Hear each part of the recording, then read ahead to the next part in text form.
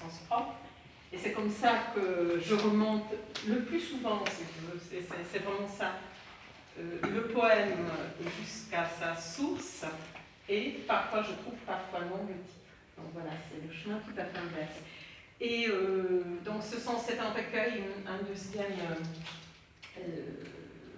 dans cette maison d'édition amie, de textes récits, de textes courts en prose, avec un dernier qui est plus long et qui est pratiquement un récit, même s'il est plutôt intérieur qu'autre chose.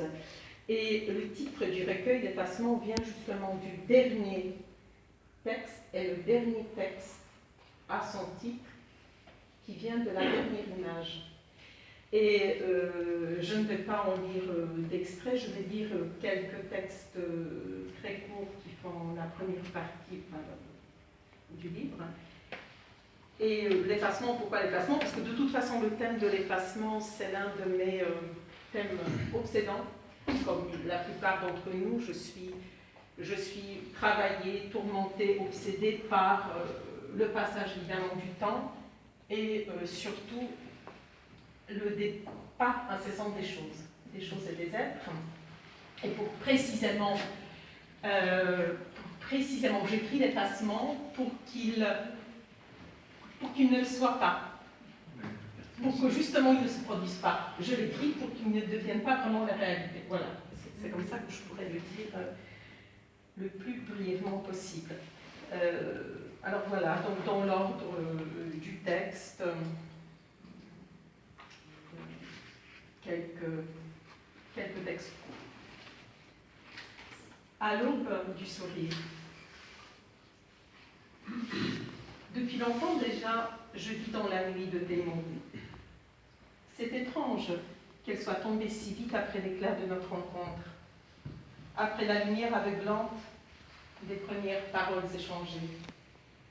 La lumière n'a pas disparu, comme cela arrive trop souvent, mais s'est muée en une sorte d'opacité lumineuse, puis en cette obscurité translucide à travers laquelle je te regarde désormais. Te voir, te parler, t'écrire, ou même penser à toi, me font l'effet d'une marche hésitante sur la margelle d'un puits très profond, autour duquel il y a le monde. Si je me penche et descends, je vois, tel un premier cercle de l'enfer, le temple inviolable de ta raison. Ces murs sont clairs et froids, jalonnés de droites colonnes régulières qui me donnent le vertige. C'est une construction parfaitement ordonnée, mais étrange, car si l'on y pousse un cri ou un tendre chuchotement, il n'y aura pas d'écho, comme s'ils étaient absorbés aussitôt ou tournés sur eux-mêmes dans le vide.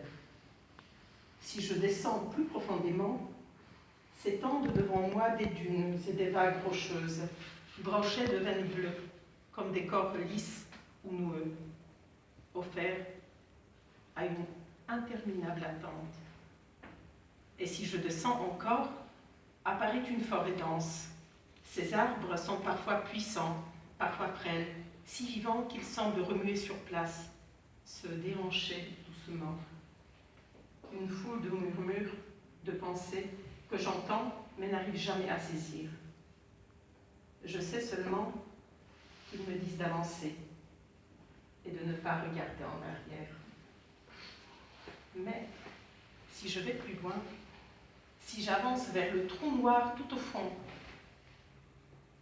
il se met à briller, un diamant sombre, puis une nébuleuse qui s'ouvre doucement en un point de clarté d'opale, comme l'aube éclose pour surprendre la nuit.